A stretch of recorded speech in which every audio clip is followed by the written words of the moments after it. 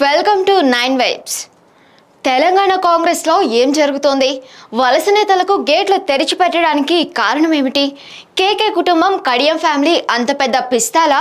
వాళ్ళు game changers అవుతారా? వాళ్ళ వల్ల హస్తం పార్టీకి విషమెత్తు ప్రయోజనం ఉందా? లోక్సభ ఎన్నికల్లో వాళ్ళే పార్టీని గెలిపిస్తారా? మరి ఇప్పటి వరకు ఉన్న నాయకుల పరిస్థితి ఏమిటి?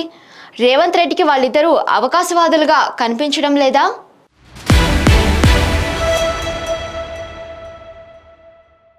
రాష్ట్రంలో అన్ని దారులు ఇప్పుడు కాంగ్రెస్ పార్టీ వైపుకే వెళ్తున్నాయి. నిద్ర లేవగానే నలుగురు నేతలు వెళ్లి కాంగ్రెస్ కండువా కప్పుకుంటున్నారు. జై కార్గే, జై సోనియా అనకపోయినా జై రేవంత్ రెడ్డి అని అంటున్నారు. వచ్చిన వారు సిట్టింగ్ ఎంపీలైతే కాంగ్రెస్లో వారికి ఎంపీ టికెట్ ఖరారైపోతుంది. చేవెళ్ల రంజిత్ రెడ్డి ఈ సంఘటనకు ఉదాహరణ. ఈ నేపథ్యంలో ఇప్పటిదాకా బీఆర్ఎస్ సెక్రటరీ జనరల్గా ఉన్న కె కేశవరావు అలియాస్ కేకే, ఆయన కుమార్తె అయిన జీహెచ్ఎంసీ మేయర్ గద్వాల విజయలక్ష్మి ఇప్పుడు కాంగ్రెస్ తీర్థం పుచ్చుకున్నారు. బీఆర్ఎస్ అధినేత కేసీఆర్ కు కేకే రైట్ హ్యాండ్ గా ఉంటే, ఉమ్మడి వరంగల్ జిల్లా నేత కడియం శ్రీహరి దాదాపుగా లెఫ్ట్ హ్యాండ్ గా ఉన్నారు. అలాంటి నాయకుడు తన కుమార్తె కావ్యతో కలిసి బీఆర్ఎస్ లో చేరిపోయారు. కావ్యకు బీఆర్ఎస్ లో వరంగల్ ఎంపీ టికెట్ కేటాయించారు. అయినా ఓడిపోతామన్న భయంతో తండ్రి కూతురు కాంగ్రెస్ తీర్థం పుచ్చుకున్నారు. నిజానికి కేకే కడియం ఇద్దరు ఇప్పుడు రాజకీయాల్లో పెద్ద పిస్తాలేమీ కాదు.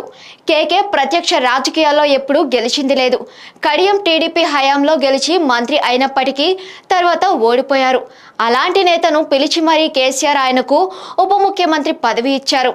ఆయన కోసం స్టేషన్ గన్పూర్ ప్రాంతంలో తాడికొండ రాజయ్యను పక్కన పెట్టారు. చివరకు 2019లో రాజయ్య కూడా కడియానికి టికెట్ ఇచ్చి మరీ గెలిపించుకున్నారు. అయినా ప్రభుత్వం మారగానే కడియం పలయాన మంత్రం పఠించారు. అదే మరి రాజకీయమని అనుకోవాలా? కేకే కడియం సాధించిందేమిటి? ఇతరులు చేయలేకపోయిందేమిటి? కాంగ్రెస్లో కేకే ఫ్యామిలీ ఎలా ప్రూవ్ చేసుకోగలదు? వరంగల్ ప్రాంతంలో కడియం కుటుంబం కాంగ్రెస్ పార్టీకి అదనపు బలంగా ఉంటుందా? వాళ్ళు ఎవరిని మేనేజ్ చేయగలరు?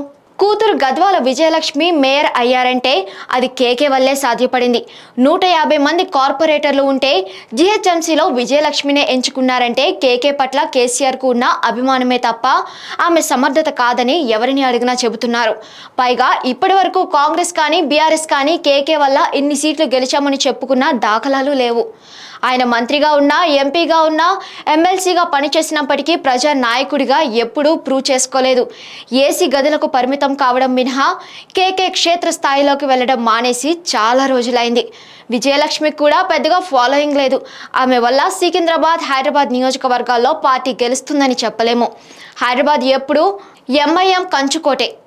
సికింద్రాబాద్లో బీజేపీ రాష్ట్ర అధ్యక్షుడైన కేంద్ర మంత్రి కిషన్ రెడ్డి మళ్లీ పోటీ చేస్తున్నారు. ఆయన్ని ఓడించాలంటే రాజకీయ శక్తుల పునరేకీకరణ కంటే ఓట్ల విభజనే ముఖ్యం. రేవంత్ ఆ దిశగా ఆలోచిస్తే సరిపోయేది. ఇక కడియం శ్రీహరి కేవలం కూతురు కావ్య రాజకీయ భవిష్యత్తు కోసమే కాంగ్రెస్ పార్టీలోకి వచ్చారు. బీఆర్ఎస్ లో ఆమెకు స్టేషన్ గన్పూర్ టికెట్ కోసం ఆయన చాలాసార్లు పోరాడారు. చివరకు కేసీఆర్ ఆమెకు వరంగల్ టికెట్ కేటాయించారు.